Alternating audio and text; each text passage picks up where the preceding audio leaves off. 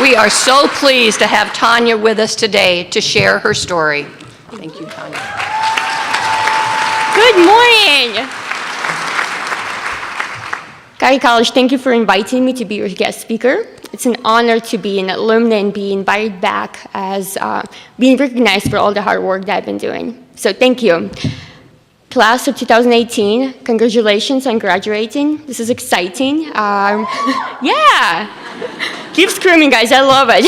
I remember being that place, and it's exciting.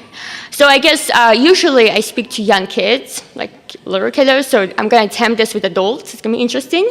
So I like to ask questions like, do you guys know where a country called Belarus? No, it's not Russia. Belarus is a small country, size of Kansas. By population is roughly 10 million. I'll just say 10 million. Next question would be, do you guys know of Chernobyl? It's a nuclear plant that happened in Ukraine in 1986. It's a tragedy that affected so many innocent people. And I'm one of the lucky ones, I guess. No, yes, I think the question I get, well, how did you get affected? It was 4 years after the accident. No, my mom was not pregnant for 4 years, only 9 months. However, the easiest way I can explain it is, let's say if mom is pregnant, she's smoking, let's be honest, the baby will have some defects, just being realistic here. So this is the easiest way I can explain how Chernobyl affected me and my mom. I have two brothers and mom and dad back in Belarus, and they're doing well. No one is affected, but I was born with deformed legs. I'm an AK above the knee and BK below the knee, congenital amputee, which means from birth, and I'm missing fingers. Yes, a little bit, no big deal. I like giving high threes, because I don't have high five. Yeah, there you go. So when I was born, the sad thing about my story is I was left in an orphanage. Now, don't get too sad here. Culture, if you know of Eastern Europe, people don't see disability in a nice way. Unfortunately, they see me as not in a good special way, but in a bad special way. So my parents left me in an orphanage because doctors told them that I'll probably die. Let's be honest, with a baby born with no legs and hands, kind of a problem. So they told my parents she's probably gonna die and it's best to leave her in an orphanage. However, I didn't die, obviously. And at age 4, my parents actually took me back because apparently in the orphanage for kiddos that I lived, I was the only one who somewhat functioned normal. And so my parents took me back at age 4. Now, you guys have legs, most of you, I'm assuming. I do not have legs, so you're going to guess that I couldn't walk for a long time. I was crawling a lot. At age 4 is what I basically made my baby steps, and I was given my first ever prosthetic legs.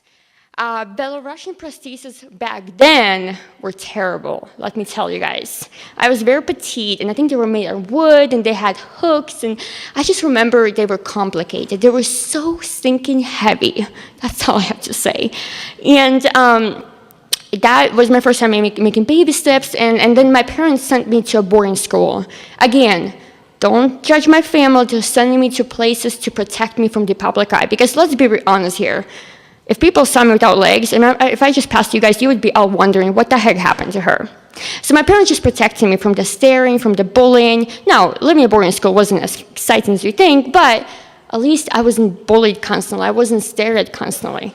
I was living with the people who were somewhat affected, had some sort of disability, what we call it today. And so at age 5, I'm in boarding school, and at age 6, not quite 6 years old, doctors from your country came to my boarding school, and they were just simply looking for kids with disabilities. And I was the lucky one. I was very sick. I was very petite. I had old quality prostheses. And so those doctors just saw me, and they just said she needs help. And I think that's when my life sort of changed.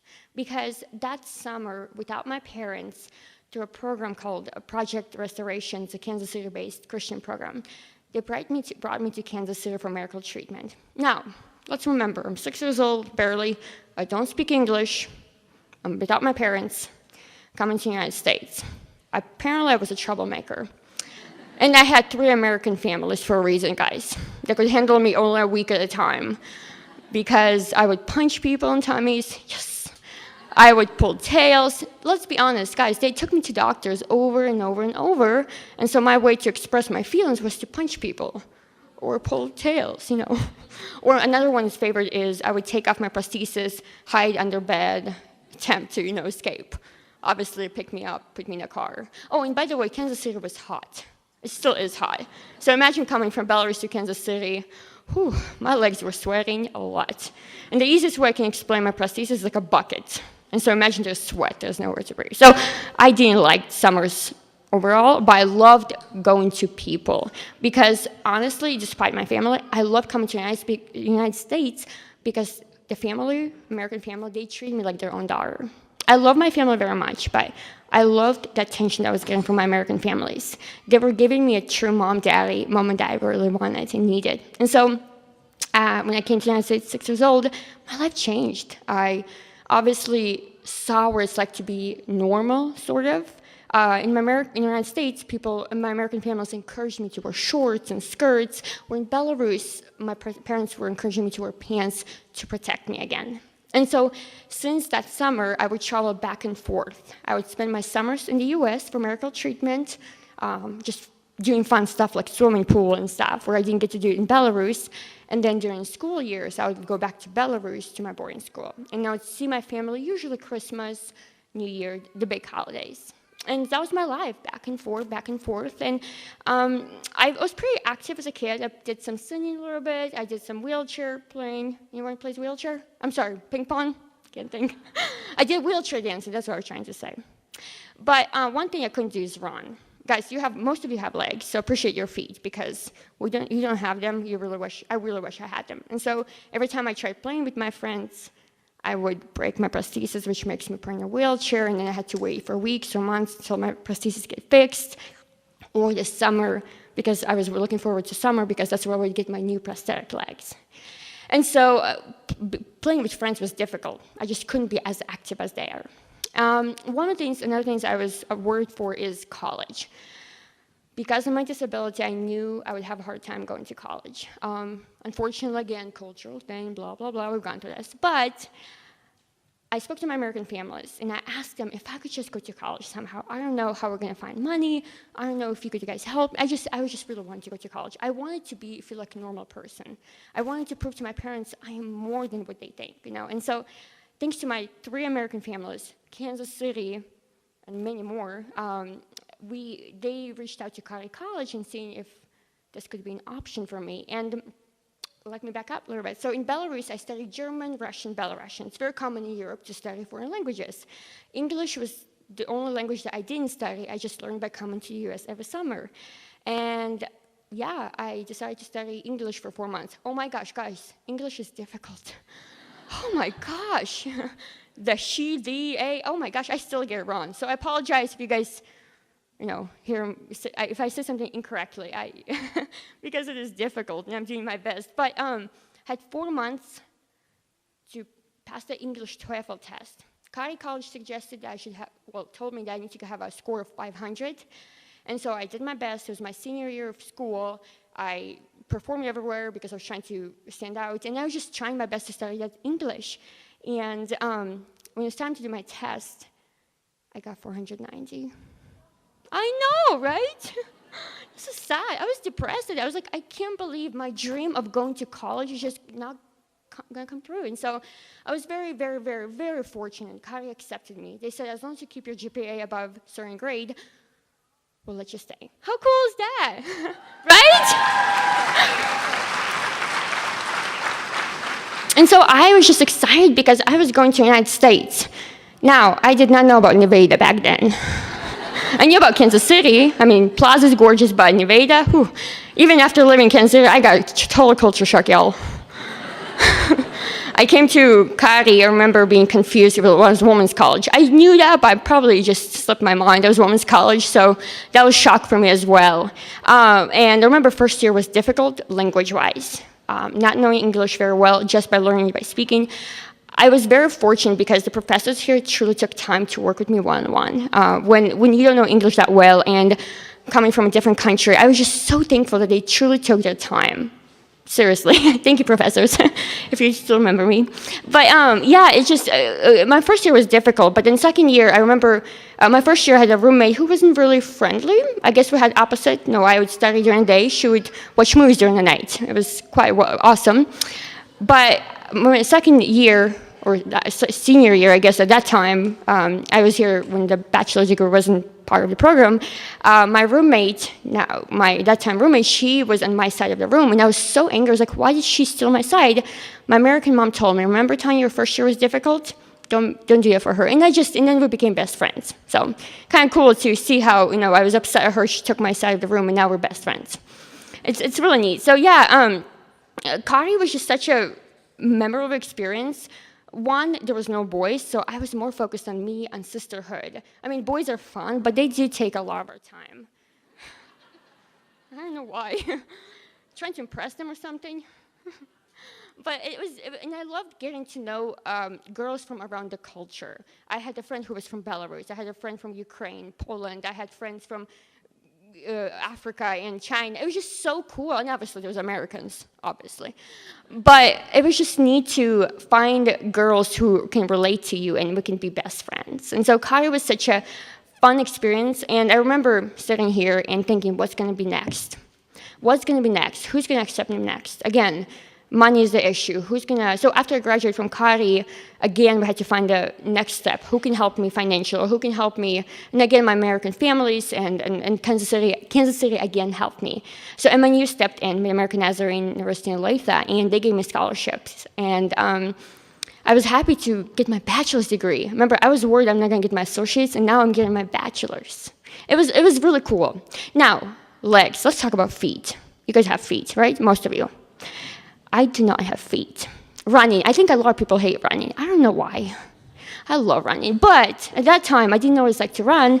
And my junior year of college, I was given for the first time my ever running legs. The things we don't think about, like feet, right, or toes. I know toes get stinky, trust me, but my feet get stinky too, wherever I have left.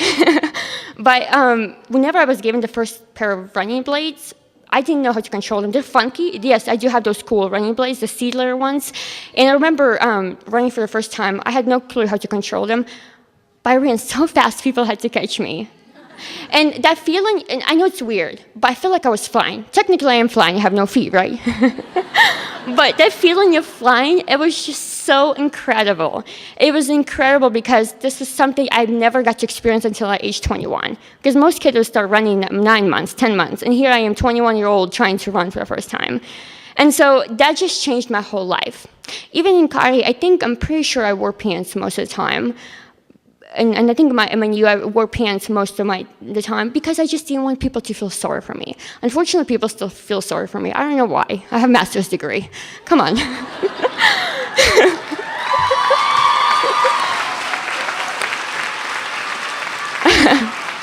But people still feel sorry for me. I mean, I often get questions like, oh, you poor thing, what happened? Nothing.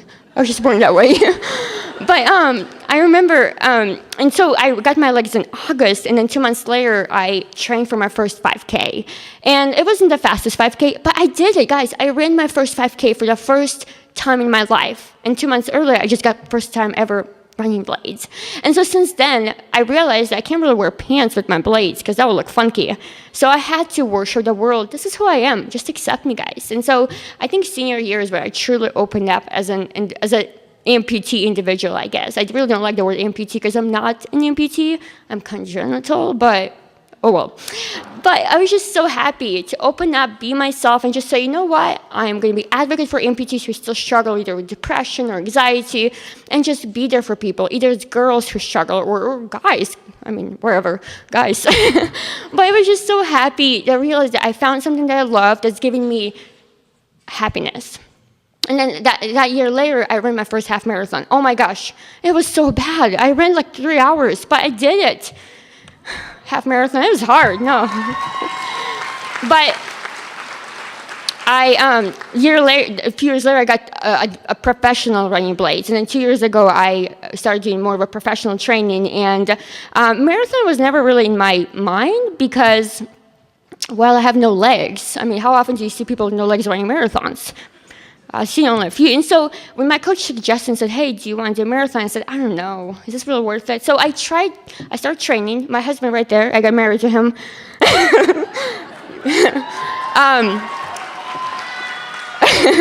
I got married to him, and he's a trainer, personal trainer, so he started training with me, and I have a coach who trains me. And I remember, oh yeah, by the way, I got married a year ago, in case you want to know. I'm trying to embarrass him. But I started training, and I thought I was doing okay in my training. So it's time to do a marathon last year in St. Louis, but unfortunately, mile 19, I collapsed. One bad thing about not having feet is you overheat a little more than natural. I don't have feet, I don't have toes, so my blood flow doesn't go all the way to the toes and back to the heart. It just stops at the knee and back. And so unfortunately, last year was warmer, and I overheated and started getting sick. And I was just bummed. You're working so hard. Especially in running, and here I am. I feel like a lot of people are following my journey, and here I am not proving them, like, hey, I can do this. And so I was really bummed, but as you heard, this year I finished my full marathon. I'm officially a marathoner with, what's my time? 3 hours? 4 hours and 30 minutes? 4:30, yeah. 4 hours and 30 minutes. Yeah. Apparently I'm 5 minutes from world record. I know, for being amputee female above the knee, so, oh well, next time. But I was just happy because the point of the story is, don't give up. And yes, I got my master's degree. Guys, remember, I didn't even know English back then very well. And here I am, I got my master's degree. I'm running marathons. I'm speaking and sharing my journey and encouraging young girls who are struggling that it's okay. It's going to be okay. We all have problems, guys. We always have problems. Some are more visual than others. Some are dealing with it differently than others. But the point of the story is, don't give up. Don't give up, graduates. I don't know what's going to happen in your future, but think positive. Think positive, because it's going to be all right. It's like my running marathon. I've learned from my previous year that where I need to change, where I need to adapt to, and what I need to do. And here I am finishing the marathon, 5 minutes from world record. It's all about doing your best and trying again. Even if you fail, try again, try again, try again. That's the cool thing about life. And I often get asked this question, Tanya, if you had a choice, would you rather... By the way, I call myself Tanya. Tatsiana is my real name. I just go by Tanya to make your life easier. But I often get this question, if I had to restart my life, would I rather be born with legs or with no legs? Now, I would love to have legs. I would love to know what it's like to wear heels. Girls, I'm jealous of your feet, y'all. I would love to know what it's like to wear heels and wear a dress and nobody's going to stare at you. But at the same time, I remember that if I had feet, I probably wouldn't have gone through this journey. I probably wouldn't have been a Cottey ever. And I love Cottey.